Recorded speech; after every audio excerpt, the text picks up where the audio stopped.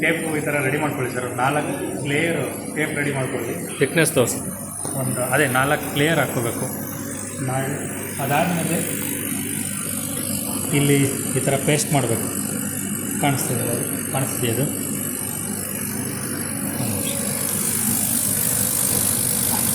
ಈ ಥರ ಟೇಪು ಇಲ್ಲಿ ಪೇಸ್ಟ್ ಮಾಡಬೇಕು. ಅದಾದಮೇಲೆ ಇಲ್ಲಿ ಪಲ್ಸ್ ಅಂತ ಆಪ್ಷನ್ ಇದೆ ನೋಡಿ. ಪಲ್ಸ್ ಮಾಡಿದ್ರೆ ಇದನ್ನು ಪ್ರೆಸ್ ಮಾಡಿದ್ರೆ ಅಲ್ಲಿ ಲೇಸರ್ ಬರುತ್ತೆ ಈ ಥರ. ಈ ಕಡೆ ಬರುತ್ತೆ, ಈ ಕಡೆ ಬರುತ್ತೆ. ಅದಾದಮೇಲೆ ಹೆಡ್ಡನ್ನು ಇದು ಫುಲ್ಲು ಮುಂದೆ ತೊಗೋಬೇಕು. ಹಿಂದೆ ಇಟ್ಟು ಮಾಡಿದ್ದೆ, ಇದನ್ನು ಮುಂದೆ ತೊಗೋಬೇಕು. ಮುಂದೆ ತೊಗೊಂಡು ಮತ್ತು ಪಲ್ಸ್ ಮಾಡಬೇಕು. ಸೇಮ್ ಪ್ಲೇಸಲ್ಲಿ ಬೀಳಬೇಕು.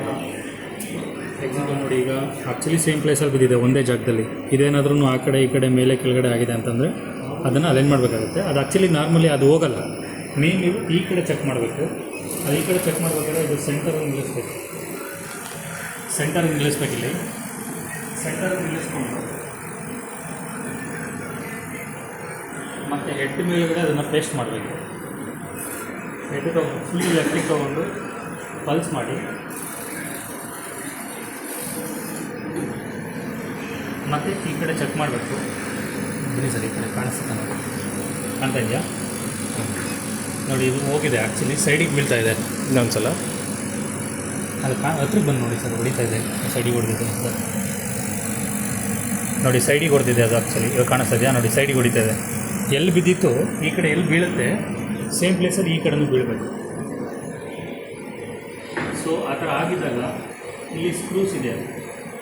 ಈ ಸ್ಕ್ರೂಗಳನ್ನ ಮೂವ್ ಮಾಡಿದ್ರೆ ಆಟೋಮೆಟಿಕ್ ಲೇಸರ್ ಮೂವ್ ಆಗುತ್ತೆ.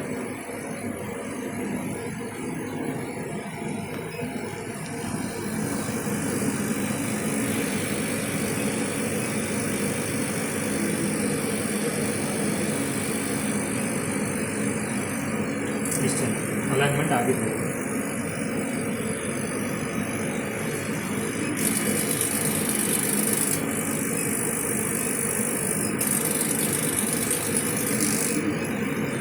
ನಿಮಿಷ ಆಗಿದೆ.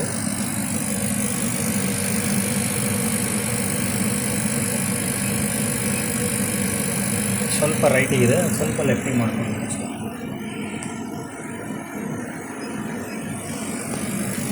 ಸರಿನಾ? ಸರಿ.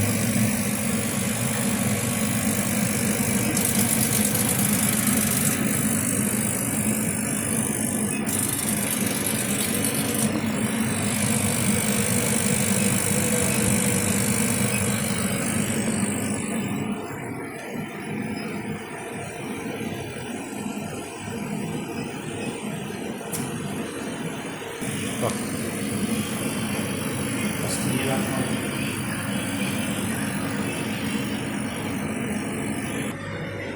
ಮಾಡಲ. ಅದಷ್ಟು ಅಲೈನ್ಮೆಂಟ್ ಆದಮೇಲೆ ಇದು ಕೆಳಗಡೆ ಚೆಕ್ ಮಾಡಬೇಕು. ಬಾಟಮಲ್ಲಿ ನಾಜಲ್ ಇದೆಯಲ್ಲ, ನಾಜಲ್ ಕೆಳಗಡೆ ಲೇಸರ್ ಏನೋ ಔಟ್ಪುಟ್ ಬರುತ್ತೆ, ಅದನ್ನು ಚೆಕ್ ಮಾಡಬೇಕು. ಬೆಡ್ ಡೌನ್ ಮಾಡ್ಕೊಂಡು, ಬೆಡ್ ಹತ್ರ ಇದ್ದರೆ ಅಲ್ಲಿ ಕೈ ಹೋಗಲ್ಲ. ಸೊ ಬೆಡ್ಡನ್ನು ಇಲ್ಲಿ ಅಪ್ ಮಾಡ್ಕೊಳ್ಳೋಕ್ಕೆ 2 ಬಟನ್ ಇದೆ ನೋಡಿ. ಇದನ್ನು ಬೆಡ್ ಡೌನ್ ಮಾಡಿಕೊಂಡು ಆಮೇಲೆ ಇಲ್ಲಿ ಪಲ್ಸ್ ಮಾಡಬೇಕು. ಮತ್ತು ಪಲ್ಸ್ ಮಾಡಿದ್ರೆ ಒಂದು ಶಾರ್ಪು ಈ ಥರ ಪಾಯಿಂಟ್ ಬೀಳುತ್ತೆ. ಇದು ನೋಡಿ ಸೈಡಿಗೆ ಹೊಡಿತದೆ. ಅಲ್ಲಿ ನಿಮಗೆ ಇಂಪ್ರೆಷನ್ ಬರುತ್ತಲ್ಲ ರೌಂಡ್ ಶೇಪು, ಅದರಲ್ಲಿ ಸೆಂಟ್ರಲ್ ಬರಬೇಕದು.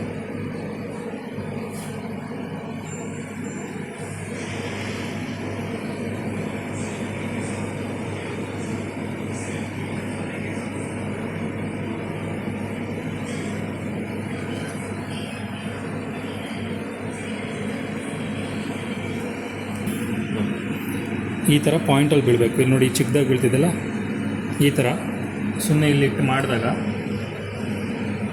ಆ ಥರ ಲೇಸರ್ ಬೀಳಬೇಕು. ಮತ್ತೆ ಅಪ್ ಮಾಡಿ